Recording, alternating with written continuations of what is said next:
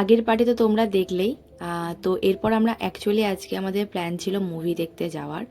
তো এখানে তার আগে এক জায়গায় জীবন্ত দুর্গা করেছিল।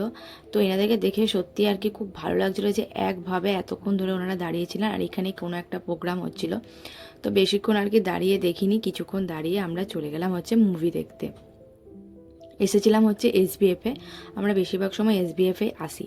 তো আমরা দেখতে এসেছিলাম রক্তবীজ। তোমরা যারা আমার ব্লগ অনেক দিন ধরে ফলো করো তারা জানো 2023-এ রক্তবীজের ফার্স্ট পার্টটা আর কি বেরিয়েছিল, তখন আমি সুমন আর বোন দেখতে এসেছিলাম।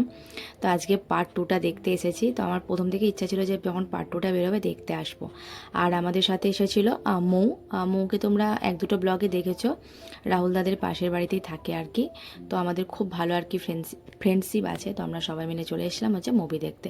মোটামুটি হল ভিড় ছিল, খুব একটা বেশি ভিড় কিন্তু ছিল না।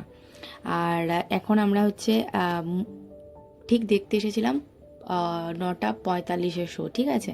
প্রথমে শোটার টাইমিং ছিল 8:15 এরকম কিছু ছিল। তো তারপর দেখলাম টাইমটা অনেকটাই পিছিয়ে গেছে। তো মুভি দেখতে এসেছি, পপকর্ন না খেলে হবে না। তো এখানে আমি নিয়ে নিয়েছি একদম বড় একটা বাকেটে পপকর্ন। মুভি দেখে বেরিয়ে আমার তো সেরকম কিছু খেতে ইচ্ছা করছিল না। তো সুমন এখানে বিরিয়ানি নিয়েছিল, ওর সাথে আমি একটুখানি খেয়েছিলাম। এরপর আমাদের দেখতে যাওয়ার কথা ছিল আরও কিছু ঠাকুর, কিন্তু এত মারাত্মক বৃষ্টি হলো আর তখন বাজছিল ঠিক রাত 1টা। তো আমরা বাড়ি চলে এসেছি। তো আজকের এই মিনি ব্লগটা এতটা পর্যন্তই।